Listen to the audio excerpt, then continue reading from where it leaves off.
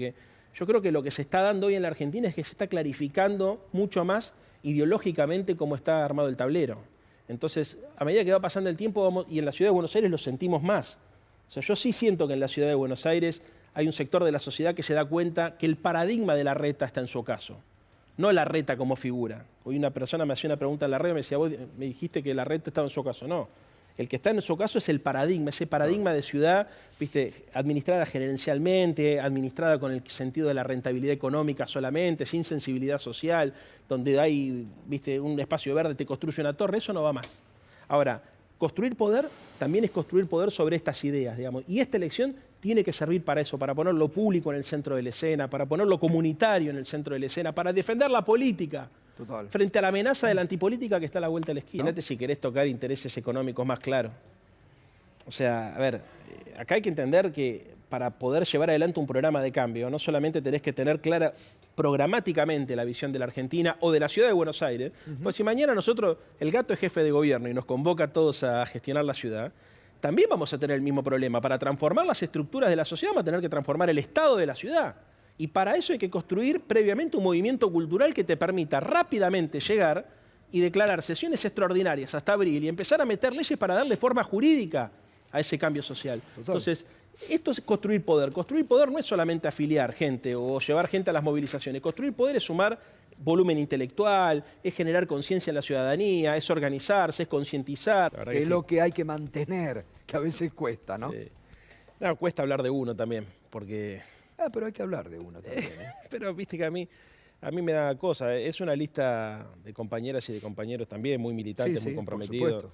Del primero al último. Tenemos el orgullo de tener grandes cuadros, Carlos Heller, Lore Pocoy, Victoria Montenegro, Gisela Marciota, Matías Tombolini, no sé, Claudio Lozano. Es impresionante la cantidad de cuadros y de compañeros y de compañeras de los movimientos sociales, de la CGT, de todos lados. Así que expresa el Frente de Todos en todas sus gamas y todos sus matices. Yo estoy muy contento. Pero anoche lo hablamos incluso con el presidente.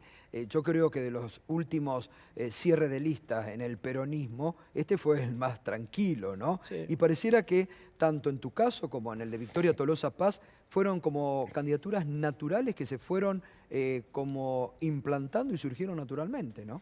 Bueno, porque es eso, el fruto de la militancia. Vicky también expresa un compromiso muy fuerte con las ideas del proyecto y además ella ha sabido ganarse un espacio en un ámbito muy hostil como es la política argentina. Ser mujer y ser linda como le pasa a ella y como le pasa a Cristina, muchas veces increíblemente termina siendo un factor en contra. Un factor en contra. Tremendo para estos tiempos que corren, ¿no? Increíble, porque está la subestimación, el prejuicio. Además, Vicky viene de una familia también militante, con ella militante de toda la vida, pero también Pepe militante de toda la vida, entonces nos falta quien dice... Pero bueno, lo importante... Y se abre, Leandro, que no es un tema menor, también una renovación interesante, porque ¿cuántos años tenés vos? 45. 45, Victoria también por allí anda. Digo, es interesante, ¿no? ¿Qué te parece? Insisto con lo mismo, hay muchas compañeras y muchos compañeros... Te cargan un poco el sábado como te cagan por ser radical, ¿no? ¿Viste? ¿Eso es a favor o en contra? Cree que es radical. ¿A favor dice. o en contra? No, es a favor. Él cree, te dijo Él Alberto. cree que es radical. ¿Eh? Pero bueno, eso lo que ¿Y pasa vos qué te crees? No, yo soy... ¿Vos te sentís radical? Yo soy no binario. Tengo un poquito de peronista, un poquito de radical. Soy no binario porque, a ver, me siento frente todista, obviamente yo vos sabés, Gato, tengo una cultura alfonsinista, yo me inicié en el radicalismo, pero y entré tarde incluso al kirchnerismo. Yo no soy de los que primero entró. Me emocionó mucho ver lo que se había construido alrededor de la muerte de Néstor, el movimiento social, cultural, político. Y después, bueno, me encantó Cristina, la conocí, tuve la suerte de viajar con ella en una oportunidad y cuando la vi en la intimidad me di cuenta que era una líder extraordinaria y una militante extraordinaria. Y la verdad es que el peronismo me abrazó, Gato. O sea, yo hoy camino por la calle y compañeras y compañeros del peronismo, de cultura peronista, me dicen que se sienten identificados con la forma que uno tiene de hacer política. Te inyectó el radicalismo, se podría decir. A ver, yo siento que se me quemó la casa y que los primos y los tíos me dieron una habitación y me abrazaron y me hacen sentir parte de esa familia. O sea, yo me siento muy compañero de mis compañeros. O sea, yo tengo amigos personales, el Cuervo Larroque, Mariano Recalde, bueno, Lore, Vicky, o sea, son compañeras y compañeros del peronismo. De militancia, además. Sí, pero además que tenemos en común una visión de la vida, porque la militancia es un proyecto de vida, no es solamente una actividad. O sea, vos vivís como militante. Sí, ¿pero qué te parece? Vivís como militante con tus compromisos, con tus convicciones. Y yo encontré en este espacio un montón de compañeras y de compañeros. Mira, a mí muchas veces me preguntan los radicales, ¿qué te dieron los peronistas para pasarte? Y siempre le respondo lo mismo. Me dieron Lo que miles, ustedes no me dieron. No, le digo, me dieron miles de compañeras y de compañeros para cambiar la Argentina. Ahora, qué increíble, porque a mí me preocupa mucho, como seguramente te preocupa a vos, que un partido centenario como la Unión Cívica Radical hoy esté deshilachado, que haya arriado las banderas de Raúl Alfonsín, que hoy estén peleando por qué. Lo veíamos hoy a Gerardo Morales discutiendo con Horacio Rodríguez Larreta por las hilachas de lo que queda de algo que está en problemas. Bueno, ¿no? ahí pasa algo parecido a lo que pasó con el peronismo en los 90. Hay que distinguir entre el PJ de los 90 y el peronismo, el pueblo peronista, y hoy hay que distinguir entre la UCR y el pueblo radical. Hay un pueblo radical que obviamente no se siente interpelado por esta conducción, que es consciente que el radicalismo no se fundó como partido para pelearse contra el peronismo, se fundó como partido para pelearse contra los conservadores. Entonces es como que Hipólito Yrigoyen hubiese hecho un acuerdo con Mitre, no sé, ¿no? O sea, es un despropósito. Y yo creo que esto en la cultura radical se siente. Lo que pasa es que la discusión acá es, bueno, ¿qué hacemos? ¿Qué hacemos? ¿Qué tiene que privar más? ¿Nuestra identidad de partido no peronista o nuestra visión sobre la Argentina? ¿Qué tiene que privar? ¿La idea de lo bueno es lo bueno para nuestro partido o lo bueno es lo bueno para la Argentina? Cuando vos te das cuenta, que fue lo que me pasó a mí, que te pasás por ahí muchos años tratando de cambiar un instrumento, que era el radicalismo, y que uno no milita para eso, uno milita para transformar la realidad, la sociedad, entonces ahí la cabeza se amplía y empieza la posibilidad de ver otras cosas que hasta ese momento no veías. Cuando salís, dejás de mirarte el ombligo y salís al mundo exterior. Claro. Bueno, entonces yo le digo a muchos compañeros y correligionarios que quedaron en esa organización, que sin los movimientos sociales, sin el movimiento obrero, sin el movimiento feminista, sin el movimiento ambientalista, sin los sectores de la cultura, sin los jóvenes, sin los sectores del deporte, sin todos los sectores que alberga el Frente de Todo, es imposible cambiar la Argentina. Y que la herramienta para transformar la realidad en el sentido que quería Raúl, que quería Néstor, que quería Hipólito Yrigoyen, que quería Juan Domingo Perón, es esta. Del otro lado están... Totalmente, porque más allá de diferencias que tuvieron en vida, después por suerte se pudieron reencontrar, ¿no? Y ese homenaje en vida que Cristina le hizo a Raúl, hay una línea de aspiraciones entre Raúl, Néstor, Cristina. Lo que hoy Alberto, que muchos se enojan desde el peronismo cuando Alberto lo nombra a Raúl Alfonsín, ¿no? Que en forma realmente insólita la que se enoja. Sí, yo creo, a ver, entiendo a qué se debe. Lo importante es entender que el movimiento popular siempre se nutrió de las mismas personas, de los mismos varones y de las mismas mujeres. A ver, Jauretche viene del radicalismo, y yo creo que no hay un militante del peronismo. Aníbal Fernández se la pasa escribiendo sobre Arturo Jauretche, diciendo, bueno, y que no se siente identificado con ese pensamiento. Homero Mansi, digo, hay una cultura común de lo popular. Total, sí, total. Ahora, Leandro, fíjate cómo la realidad también va cambiando. Porque anoche lo hablamos con el presidente también. Fíjate vos, hace un mes y medio atrás, ¿qué decían los medios, los periodistas, incluso los lugares donde vas? Bueno, estalla por los aires, el Frente de Todo, Cristina, que es la debilidad de Alberto. Y hoy tenés un Frente de Todos muy consolidado en estas listas y una oposición en un estado de descomposición política tremenda, donde la mancha venenosa de Macri dice todos se quieren correr y sin un proyecto común. Que también eso es peligroso para este momento que se vive en la Argentina, ¿no? Y bueno, se nota mucho la ausencia de liderazgo. Y se nota mucho además la ausencia de estrategia electoral, porque la verdad las presentaciones de Juntos por el Cambio en general solían ser prolijas desde el punto de vista comunicacional. Hoy son un desastre. Exacto. Le cuesta muchísimo a María Eugenia explicar por qué vino a la ciudad y muchísimo a Diego explicar por qué se pasó a la provincia. Le cuesta muchísimo al PRO explicarle a Manes que efectivamente no usa los recursos de los porteños y de las porteñas para hacer política en la provincia de Buenos Aires.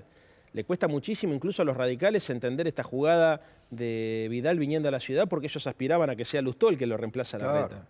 Y le cuesta muchísimo también a los radicales de la provincia de Buenos Aires ver cuál es el negocio de terminar trabajando para sectores que no son radicales, que no son populares y que incluso ni siquiera saben a quién van a acompañar una vez que entren a la Cámara de Diputados, como muchos de los que integran esas listas. Entonces, acá lo que es importante es entender que lo que ordena es el proyecto de país. Cuando vos tenés un proyecto de país claro, no solamente se ordenan las listas, sino se ordena la línea de comunicación, se ordena la estrategia electoral, se ordena el despliegue territorial. Cuando vos lo que tenés solamente es la aspiración de ocupar un cargo, como decías vos en tu programa, Juntos por el Cargo. Bueno, ahí lo que se ven son las disputas personales y la hoguera de las vanidades. Total. Eso, ¿por qué la hoguera de las vanidades? Porque lo que se busca en realidad es proyectarse individualmente. Y vos has sido crítico incluso del gobierno, has tenido discusiones por ahí con el propio presidente. ¿Hoy ves un gobierno más ordenado después del cierre de lista y con una proyección de presente y futuro que realmente ponga en reconstrucción a la Argentina?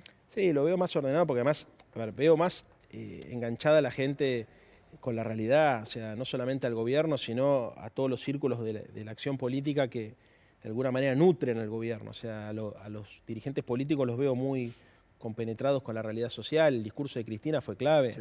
Che, la gente le está pasando mal, es un momento, la verdad, dramático de la historia argentina, no porque esté en riesgo las instituciones, sino porque la emocionalidad de los argentinos y de las argentinas está muy estresada por todo lo que significa la pandemia, la crisis económica. Esos llamados de atención vienen bien, porque entonces quienes están en el gobierno tienen la obligación de redoblar los esfuerzos y quienes estamos tratando de ayudar desde el legislativo a que el gobierno tenga más poder político, tenemos que recorrer mucho más. Yo la verdad que lo veo bien enfocado al gobierno, Gato, eso es lo importante, bien enfocado en la realidad argentina. Leandro, ¿qué tal? Buenas noches. ¿Qué opinión tenés puntualmente respecto de la candidata de Juntos por el Cambio en la Ciudad de Buenos Aires, Sabrina Ahmedched, con estos tweets respecto de Malvinas, bueno, negando la soberanía argentina en Malvinas, también diciendo, no sé, qué lástima que no llegué a atropellar a los chicos del Pellegrini? Puntualmente, ¿qué opinión tenés respecto a esto? Y por otra parte, ¿qué harías vos si sucede esto con algún integrante de tu lista? Mira, acá hay que ser muy franco. Digamos, yo puedo entender que el uso de Twitter se puede prestar para cualquier cosa. Lo importante, y más cuando vos no sos conocido, lo importante es saber qué ideas defiende cada uno. Si existe alguna duda sobre alguna posición, lo que hay que hacer es aclararla. Me parece a mí que el agujero se está produciendo porque no están aclarando en profundidad qué es lo que piensan verdaderamente sobre todos estos temas. Yo creo que lo más importante es que se defina ideológica y políticamente el espacio en relación a estos temas o a cualquier otro. Una de las características de Juntos por el Cambio es que tratan todo el tiempo de medir lo que van a opinar en función de lo que dan las encuestas de opinión. Entonces, ahí es donde vienen los problemas y los dimes y diretes. Digamos, si ella se equivocó y cometió un error, lo tiene que decir. Si en realidad le dio un uso irónico, porque por ejemplo ella es judía y tiene algunos comentarios en contra de la comunidad judía, digamos, lo tiene que aclarar. Lo que no puede pasar es el silencio.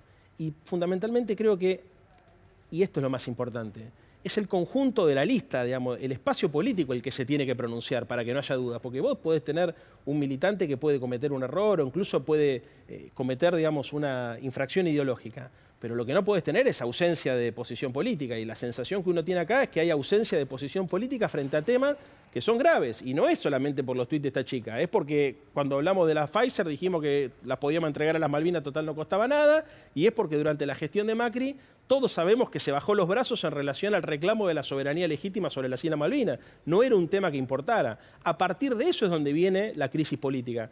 Me parece que no hay que caer tanto sobre la chica esta, porque la verdad que ni yo me sé el apellido, sino hay que preguntarle a los jefes políticos del espacio qué es lo que opinan. Y ahí es donde hay que cargar las tintas, porque si no cortamos siempre el hilo por lo más delgado. A mí me interesa saber verdaderamente qué opinan sobre estos temas. Y si no tienen nada que discutir, porque están de acuerdo con el reclamo de la soberanía sobre las islas o con cualquier otro de los temas que se tratan acá, que busquemos punto de acuerdo. Porque una de las pocas cosas que se logró mantener desde la apertura de la democracia hasta ahora, como política de Estado, fue el reclamo sobre las Islas Malvinas. Lo mantuvo Alfonsín, Menem, De la Rúa, Duhalde, Néstor, Cristina. O sea, la excepción fue Mauricio Macri.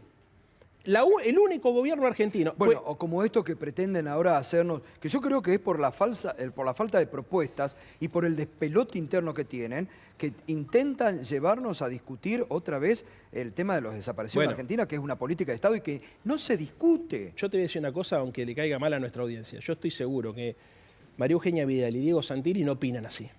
Estoy seguro. Que no tienen esa opinión sobre las Malvinas, estoy seguro que no tienen esa opinión sobre los 30.000. Bueno, esa es la pregunta. Ah, bueno, pero entonces callan. Bueno, esa es la pregunta. Porque no lo están diciendo. Esa es la pregunta. O sea, yo creo que ese es el punto. Porque además, si lo dijeran, no alcanza solamente con pronunciarse. Hay que hacer cosas concretas, tienen que construirse políticas de Estado. O sea, yo creo que este es el problema con la oposición. Vos tenés un sector que piensa cualquier cosa, la ultraderecha, y tenés sectores de derecha más moderados. Ahora, el problema con los sectores de derecha más moderados es que dejan que la ultraderecha le cope la parada y no podemos avanzar en la construcción de soluciones para las argentinas y los argentinos.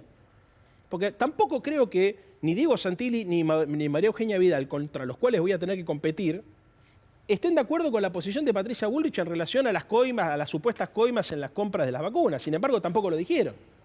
Y lo que dice el presidente de la Nación tiene razón. Tapan respecto, por ejemplo, al contrabando agravado a Bolivia y del apoyo a un golpe de Estado en Bolivia que nunca se había realizado por parte de la Argentina. Yo creo que el reclamo de la política no está solamente en que se pronuncien o en que echen gente, está en poder encontrar soluciones, Gato. Porque acá el segundo paso de pronunciarse, el primer paso es pronunciarse, el segundo paso es encontrar soluciones.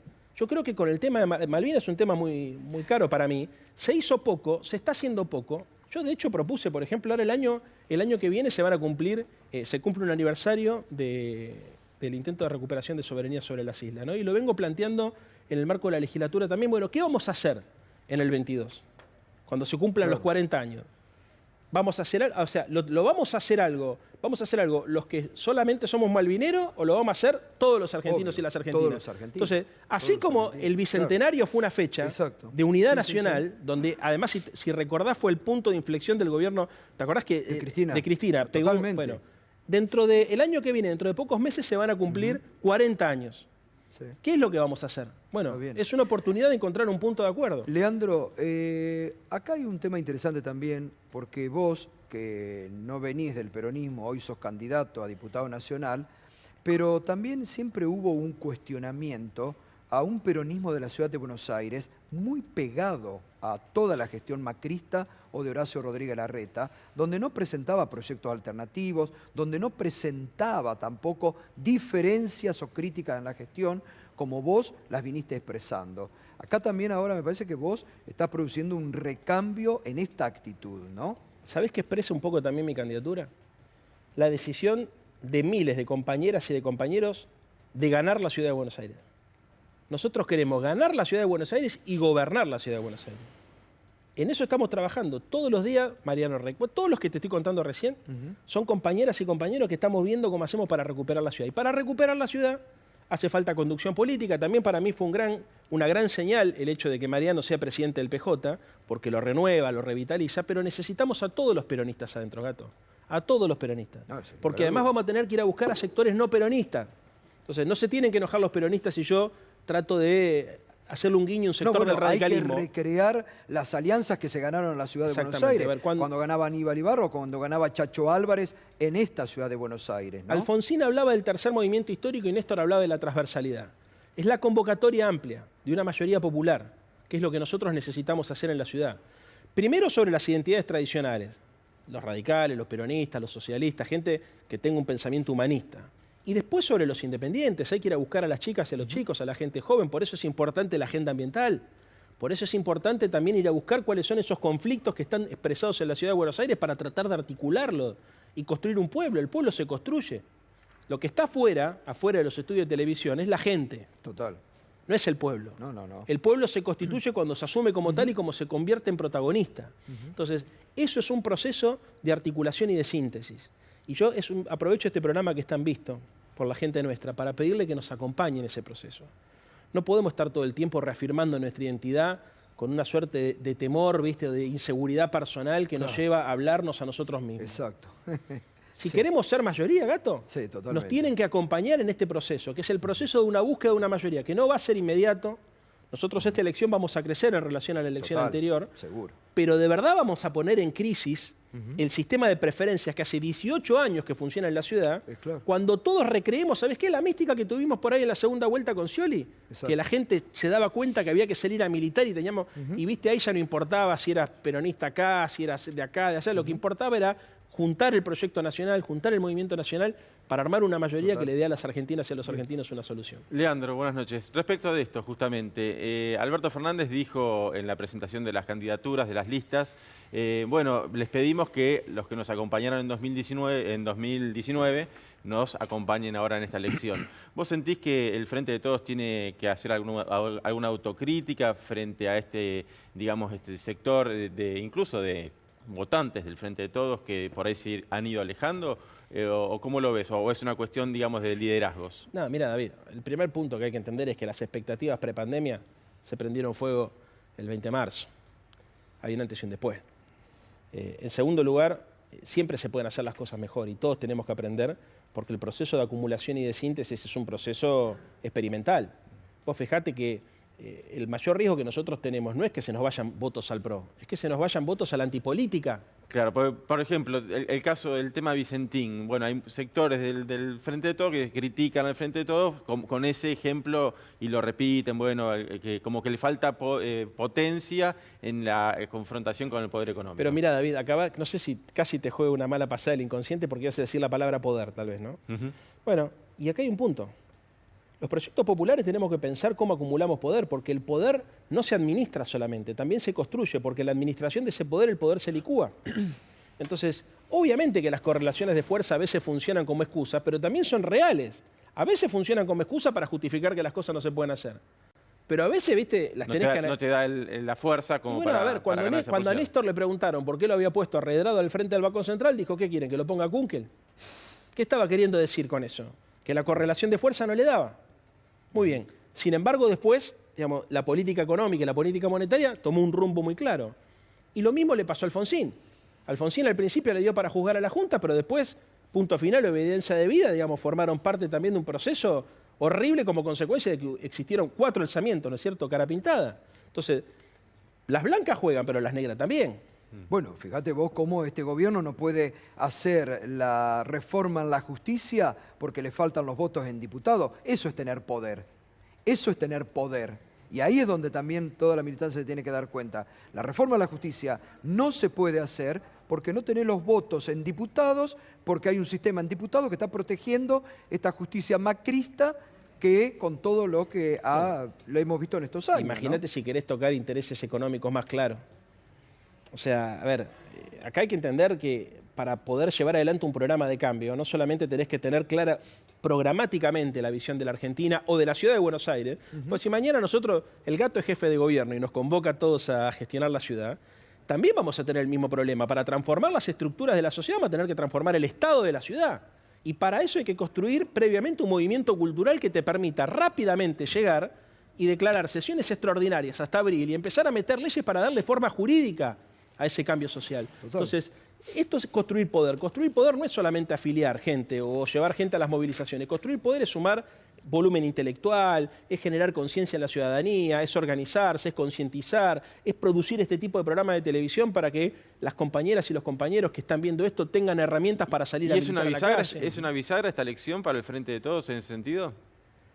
Y es una elección muy difícil. Podría serlo. Yo espero que sea... A ver, no quiero ser irrespetuoso con otras compañeras y compañeros que dieron batallas importantes también en elecciones anteriores, porque yo creo que lo que se está dando hoy en la Argentina es que se está clarificando mucho más ideológicamente cómo está armado el tablero. Entonces, a medida que va pasando el tiempo, y en la ciudad de Buenos Aires lo sentimos más. O sea, yo sí siento que en la ciudad de Buenos Aires hay un sector de la sociedad que se da cuenta que el paradigma de la reta está en su ocaso. No la reta como figura. Hoy una persona me hacía una pregunta en la red y me decía, vos me dijiste que la reta estaba en su ocaso. No. El que está en su caso es el paradigma, ese paradigma de ciudad, viste, administrada gerencialmente, administrada con el sentido de la rentabilidad económica solamente, sin sensibilidad social, donde hay, viste, un espacio verde, te construye una torre, eso no va más. Ahora, construir poder también es construir poder sobre estas ideas, digamos, y esta elección tiene que servir para eso, para poner lo público en el centro de la escena, para poner lo comunitario en el centro de la escena, para defender la política. Total. Frente a la amenaza de la antipolítica que está a la vuelta de la esquina. Gracias, Leandro. Es muy interesante la charla. Muy